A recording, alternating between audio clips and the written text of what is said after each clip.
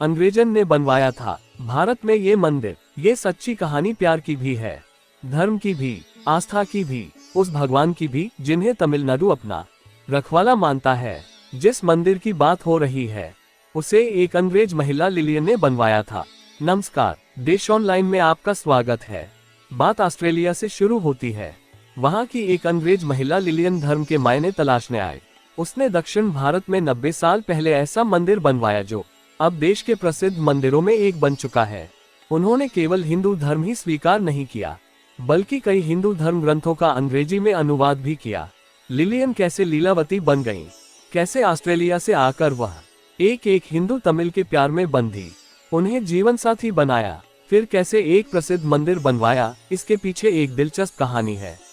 इस मंदिर का नाम है कुरिंजी अंदावर मंदिर। ये भगवान मुरुगन यानी कार्तिकेय का सबसे प्रसिद्ध मंदिर है। दूर दूर से लोग इस मंदिर में दर्शन करने आते हैं। कोडाईकनाल आने वाले सैलानियों की यात्रा भी बगैर इस मंदिर में आए पूरी नहीं मानी जाती। ये मंदिर जिस जगह है वहाँ चारों ओर खूबसूरत हरी भरी वैली है, जहाँ 12 साल में एक बार कुरिंजी नाम का फूल जब खिलता है तो पूरी वैली और आसपास का इलाका नीले रंग में चहकने लगता है। लिलियन से लीलावती बनी युवती की कहानी। अब आइए लिलियन से लीलावती की दिलचस्पी कहानी बताते हैं, और ये भी कैसे एक अंग्रेज महिला हिंदू बनी और उसने एक प्रसिद्ध मंदिर बनवाया। लोग दक्षिण भारत और श्रीलंका में उन्हें लेडी रामनाथन के नाम से जानते हैं। लेडी रामनाथन का जन्म ऑस्ट्रेलिया के विक्टोरिया में रोजा लिलियन हैरिस के रूप में हुआ था। उनके माता पिता फ्रेडरिक ड्रेक हैरिस और मैरी लॉर्ड पूल दोनों ही बचपन में इंग्लैंड से ऑस्ट्रेलिया चले गए थे। उनके पिता सोने की खदान में काम करते थे। आध्यात्मिक गुरु ही फिर पति बन गए। एक युवा महिला के रूप में वह थियोसोफिकल आंदोलन से आकर्षित हुई। आध्यात्मिक ज्ञान की खोज में श्रीलंका पहुंची, जो तब सीलोन के नाम से जाना जाता था। ओनम्बलम रामनाथन उनके गुरु बने। वह सीलोन में सॉलिसिटर जनरल भी थे। कई सालों से विधुर थे। श्रीलंका आने के बाद वह धीरे धीरे हिंदू धर्मग्रंथों की ओर आकर्षित होने लगी। उन्होंने हिंदू धर्म और संस्कृति को अपनाने का फैसला किया। उनका समय आमतौर पर रामनाथन के साथ ही गुजरता था। दोनों को एक दूसरे से प्यार हो गया। तब उन्होंने आपस में शादी करने का फैसला किया। उनसे 22 साल बड़े रामनाथन जाफना प्रायद्वीप में जन्मे। देशी सिविल सेवकों के एक धनी परिवार से थे। वही ईसाई से हिंदू बन गईं, कोडाईकनाल में रहने लगी। शादी के बाद वही ईसाई से हिंदू बन गईं। लीलावती नाम अपना लिया। हिंदू धर्म से जुड़ाव के बाद उनका काफी समय कोडाईकनाल में गुजरने लगा। यहाँ उनके 3 घर थे। पति के निधन के बाद विधवा के कपड़े पहनने लगी। जब 1930 में उनके पति सर रामनाथन की मृत्यु हुई तो उन्होंने हिंदू विधवा का सफेद वस्त्र पहनना शुरू कर दिया। पति की याद में कुरिंजी अंदावर मंदिर बनवाया। वो हर दोपहर उसमें पूजा अर्चना करती थी। हिंदू अखबार ने क्या लिखा निधन पर? 31 जनवरी 1953 के दिन द हिंदू अखबार में श्रीमती लीलावती रामनाथन के निधन की खबर छपी।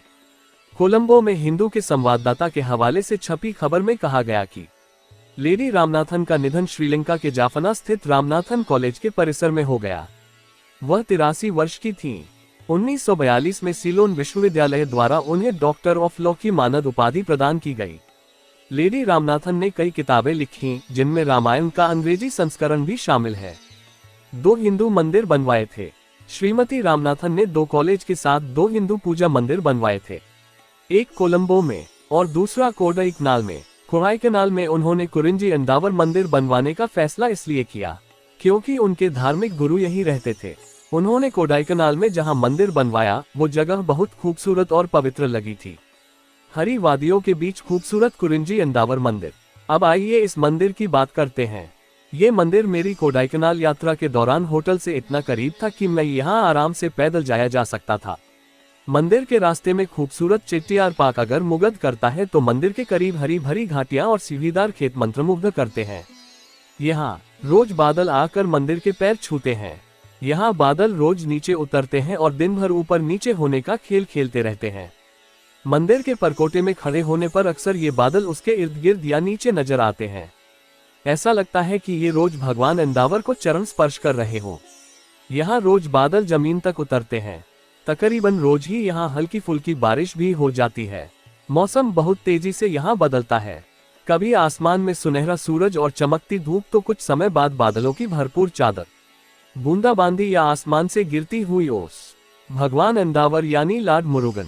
भगवान अंदावर यानी लॉर्ड मुरुगन तमिलनाडु के पहाड़ों के मुख्य देवता हैं। मंदिर में यहाँ उनकी दुर्लभ मूर्ति है, ऐसी आंखें जो सम्मोहित कर लें। मंदिर में जटिल नक्काशी और सुंदर चित्र लुभावने हैं जो अवाक कर देंगे। तमिल शब्द कुरिंजी और अंदावर क्रमशः पहाड़ी क्षेत्र और भगवान को बताते हैं। मंदिर में यहाँ रोज भी काफी हलचल होती है। साल में कुछ समय उत्सव होते हैं, तब यहाँ काफी भीड़ आती है।